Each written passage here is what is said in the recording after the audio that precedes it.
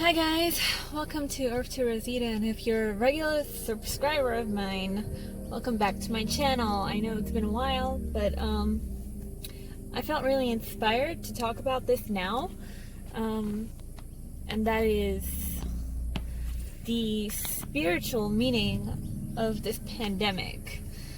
It's getting toward the end of the year now. I'm really seeing, we've really seen how this year has unfolded, and just a lot of crazy stuff happened this year. A lot of crazy stuff happened this year, and I know every year has its crazy moments, but I don't know, for some reason something felt different about this one. At the beginning of this year, we were all on lockdown and everybody was freaking out, and all of the countries were experiencing travel bans, and that's something that, as you know, in a society that has grown up with technology becoming so vast and everything becoming so fast, it was an adjustment for most people, because most people like the fast-paced life. They enjoyed going to work. They enjoyed riding that, well, unless you're in traffic, that long drive home or whatever. Or not even enjoy per se, but they were just used to it. But this year really forced everybody to stop. It wasn't in our control, because the governments were just doing as they were seeing fit. And I think that in itself is like a spiritual awakening of sorts. It's kind of like how I've seen people describe like a mushroom trip or something. Not exactly the same. Not exactly the goddamn same. But it's the main spiritual takeaway from this pandemic, I think that maybe we can all agree on, maybe, I don't know, is that it was an awakening.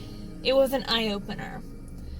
For people that had to go out of work, for Australians that had to go out of work, because I don't know what the rest of the world was, how the economic system was handling this. I don't know what the government offered as a support system for its citizens. I don't know what. Why isn't this connecting? Sorry, 1 second. Yeah, but there were a lot of protests happening. A lot of people were kind of losing their heads.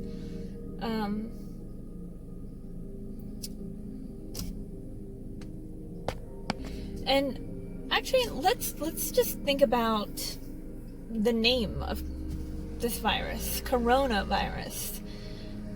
It was drawn to my attention from some other spiritual YouTubers what the meaning of corona actually means.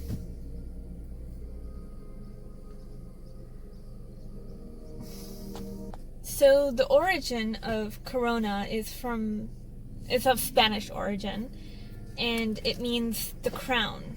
So the crown, when I think of the crown, I think of the crown chakra. And the crown chakra is relating to the mind. But let's in real time, let's look at this a bit deeper.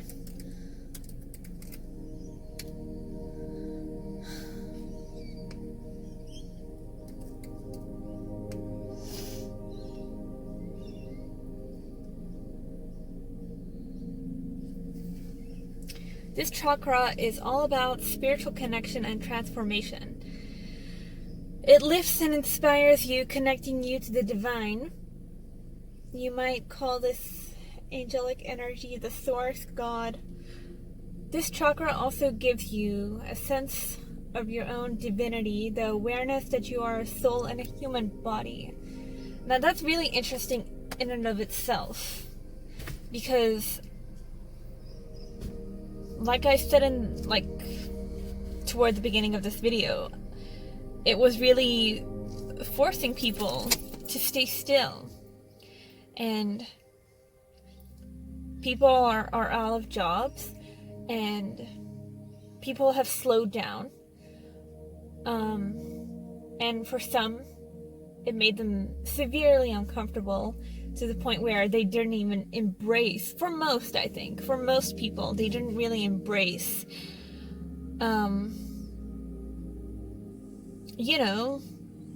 diving deep into their own life.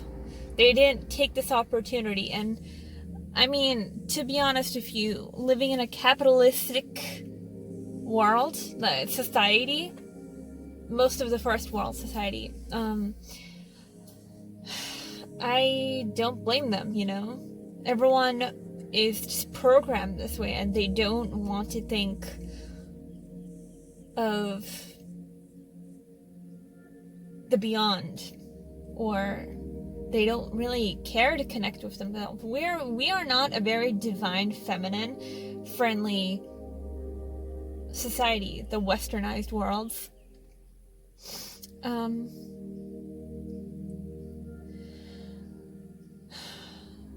But the good news is that the pandemic isn't over.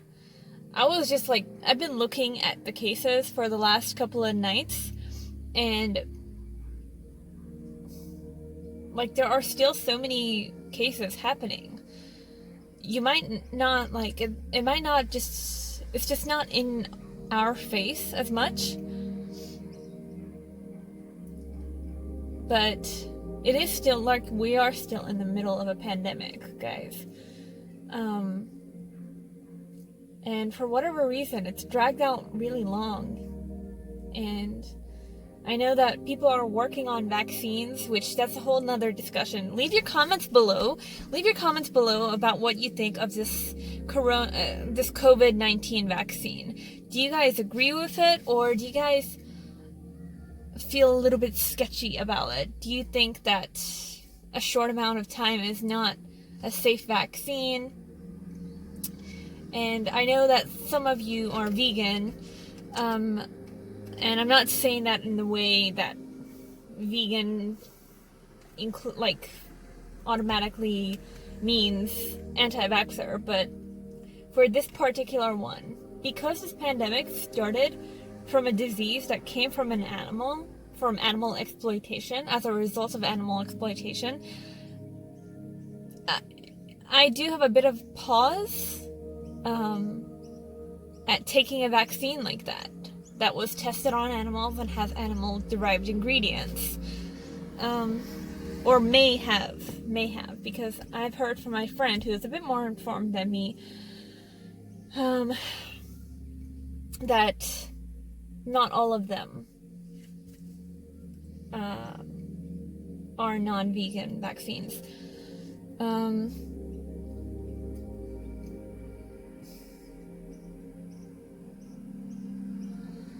But the age of Aquarius is going to begin toward the end of December. And I am going to make a video for explaining my thoughts on Age of Aquarius and what it means for the next however long, for the state of the world. Because astrology explains a lot of why this is happening. And it explains why people are kind of feeling a little bit on edge and radicalized and divided, more so than before. More so because it's in our face more so now. Mars is in Aries right now, and Mars being in its exact planetary placement, it's feeling like it's making people physically, or just like every part of their being feels a sense of impulsivity, a sense of impatience. Because Mars, like Aries energy wants to move fast. Aries energy wants to get things done, and it wants to lead, and it is aggressive. It's a war. It's like, its representation is God of War, Ares. Ares. But this doesn't really work. These two, because there's a lot of Capricorn energy and Taurus energy happening as well. Like, Taurus and Capricorn energy mixed in with Aries Mars, it doesn't work, because Capricorn is a very calm, a very practical energy. It wants to plan. It wants to think things through, and it wants to work for it in a practical sense, in a practical way that will guarantee the best results. Capricorn is a cardinal earth sign, so it is an earthy feeling as well. But Aries is a fire sign, and it's also a cardinal sign, but because it's a fire sign and it's the first sign on the wheel, it wants to lead, and it wants to go fast. This video is all over the place, but I just word bomb it. I just wanted to say whatever I just came to mind.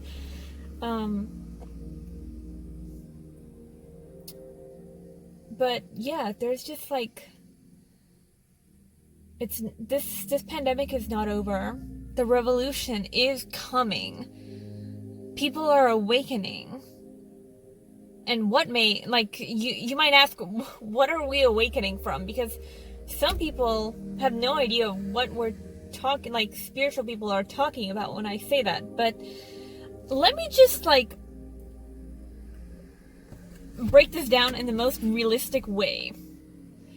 What we are awakening from in the first world, not I don't know what's going on in the other worlds, but in the first world, in westernized countries, we are awakening to the corruption of the government, the corruption of our, the problems, the flaws with the economic system and structure that which we live in. And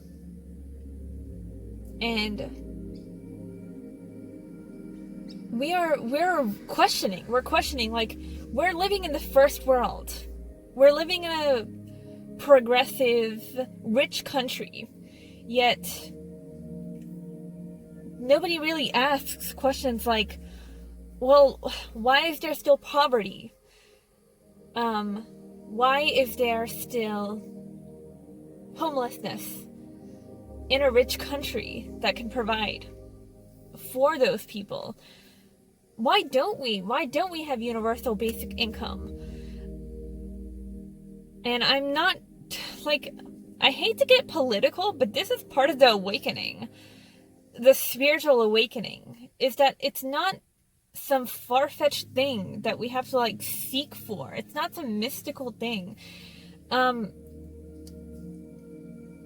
Why are humans still exploiting animals when we live in the first world and we have an abundance of food, and it's scientifically proven that plant-based diets, when planned well, are nutritious and sustainable, and we can thrive and survive, like survive and thrive eating plant-based food. Like, I've been to third world countries before, and it just, like, it made me realize how privileged we really are. We really are so fucking privileged. It's sickening, almost.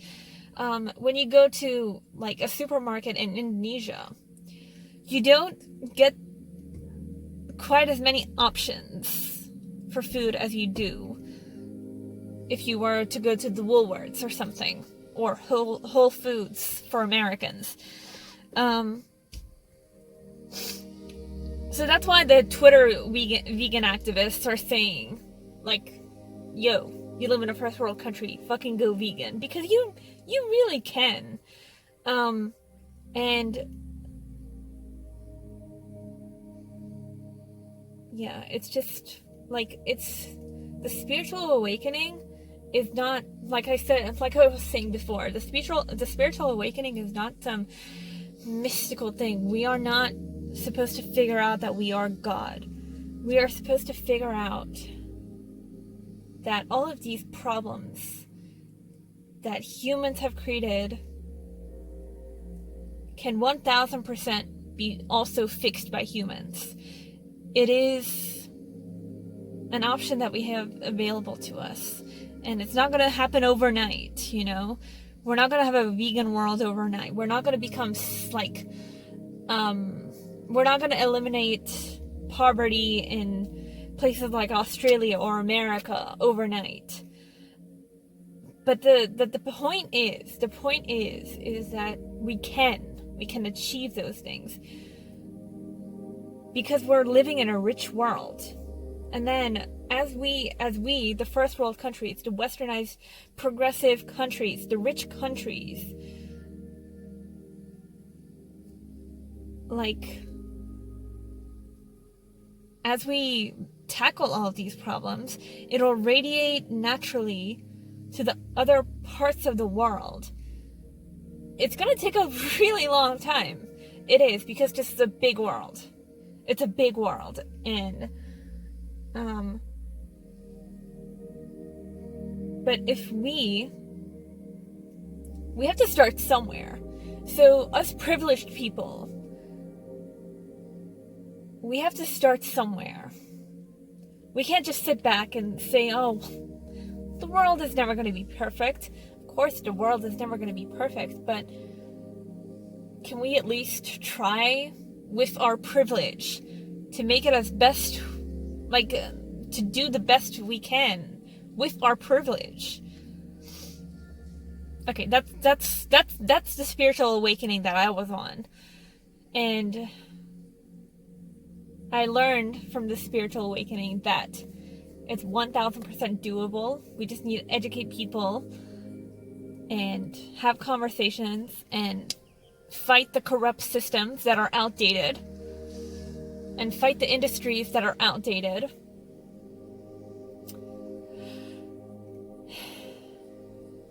And eventually a semi-elite, like a semi-balanced, semi-happy, semi-fair world will be achieved over time. But yeah. Okay, don't forget to leave your comments down below. And have a lovely day or night, and subscribe, and bye guys.